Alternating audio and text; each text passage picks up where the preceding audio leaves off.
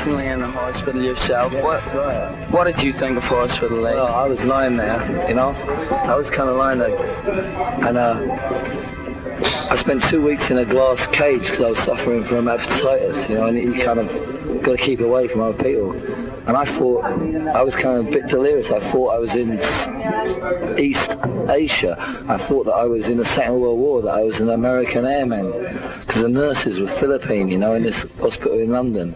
And they were treating me really nice. And I thought for some reason I was in the Philippines, you know, when I was really ill. Was there a hospital radio in the hospital you were in? No, there wasn't. I wish there had been. Do you think a hospital radio can help to relieve the boredom? Yeah. Got it. You know, people who lie in hospital spend a lot of time thinking, you know. I think it's generally really good for your brain as well. It saved me from being an alcoholic, really. You've already tried to do 2 previous concerts here in October 77 and December 77. How did you feel when you didn't get insurance for your first one? It was just terrible. You know, coming over here for the first time, right? It's a shock. And then not being able to play when we only told about 6:30, you know, and it was just terrible. And all the kids outside, they lay down in the road outside Ulster Hall, and that's where a lot of people met each other. Sure. What did you think of the Belfast crowd after tonight? We interviewed Hugh Cornwell a few weeks ago, and he said he thought they were a bit too active. Who said that? Hugh Cornwell. No, I don't agree much. I don't agree, you know.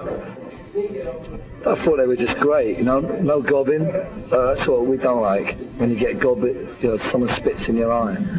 I've got a Rock On magazine here, and in it says that you write a lot of material in the bog. Is this true? No. I write it just sitting down at a table like anybody else, you know. You've played Police and Thieves as a reggae song. Do you like reggae as well as punk? Sure, yeah, I love it. I think it's a really great music. And do you believe that the political messages in your songs are listened to? The what? The political messages in some of your songs, do you think they're listened to by your fans? I don't know. A lot of people tell me they can't hear what I'm saying, right? But because I said it, I can hear it. So I find it hard to believe, but I don't care if they hear it or not, because it's the sound of the words, not what they say. Although I spend all my life making sure they say something worthwhile and intelligent, you know, and perceptive, it's still, even though that's my whole life doing that, it's still the sound of the words. Ultimately, when you're singing, you know, like Elvis Presley could have been in Japanese going, you know, we're gonna rock, rock, rock, you know, it could have been Japanese, and everyone was still going, hey, you know. You're a member of the Rock Against Racism and the Anti-Nazi League. Do you enjoy playing at these gigs for the Rock Against Racism? I think obviously it's a good thing to do, but that was one of the worst gigs we ever did, as it happens.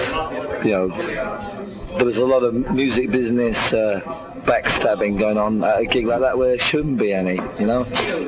I don't know. Are you having any more trouble with your record company?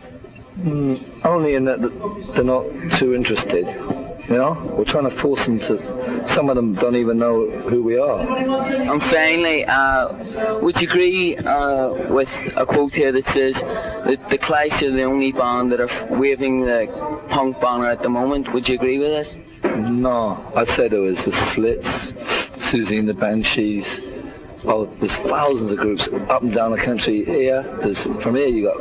What did you think of your backing group, The Outcast? Well, I didn't see them.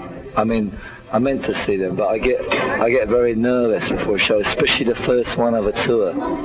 This is the first one, right? You know. Right? And I get too nervous, and when I'm nervous I like just to sit in a corner. I don't want to talk to anybody, I don't want to look at anything, I just sit in the corner, look at the floor, and I was doing that, although I heard them. Strummer, thanks very much.